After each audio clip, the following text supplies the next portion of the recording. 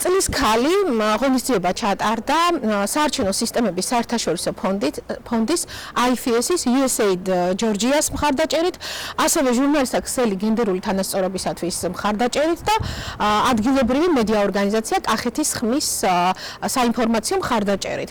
ღონისძიების მიზანი არის ის, რომ ხელი შეუწყოს ერთი მხრივ ადგილობრივ დონეზე მცხოვრებ ქალებს იყვნენ საზოგადოებაში აქტიურები და მეორე მხრივ წაახალისოს გენდერული თანასწორობის საკითხები, ქალთა მიმართ ძალადობის თემა, რომელზეც მუშაობს თელავის გენდერის მედია ცენტრი.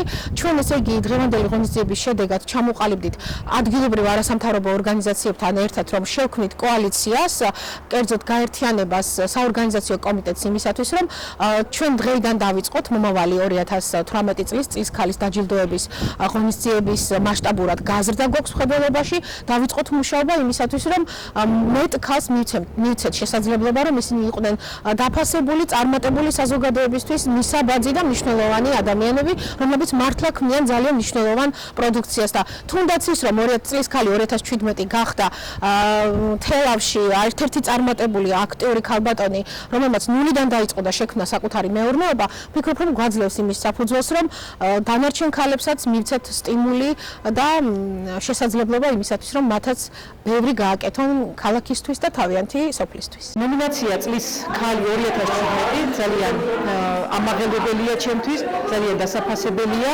მივესალმები ამ პროექტს, რადგან უკვე მსგავს პროექტი მესამე წელიწადია, რაც მიმდინარეობს. ეს ძალიან ბევრს მავალებს და პასუხისგებლობას მანიჭებს, რომ ეს ჯილდო გავამართლო და ნამდვილად დავამტკიცო, რომ 2017-ში მე შევძლებ იმაზე მეც ვიდრე აქამდე გამიკეთებია. ძალიან საინტერესო იყო ამ ღონისძიებაზე, რადგანაც შეირჩა და გამოვლინდა ძალიან აქტიური ქალბატონი ლალი სუხიტაშვილი, რომელმაც ისაუბრა თავის საქმიანობაზე და აქტიურობაზე, რომელიც ეხება მეფუტკრეობას და მეფუტკრეობის განვითარებას.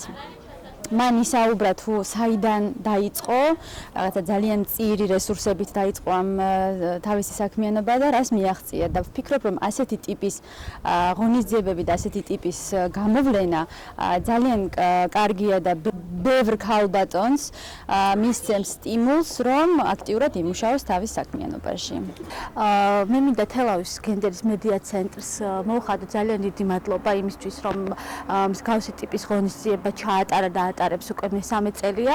მე მივესალმები და ვთვლი, რომ მსგავსი ტიპის ღონისძიებებით უფრო წავახალისებ და მეტ мотиваციას გაუჩენთ იმ ადამიანებს, რომლებიც სასიკეთო საქმეს აკეთებენ ჩვენი რეგიონისთვის.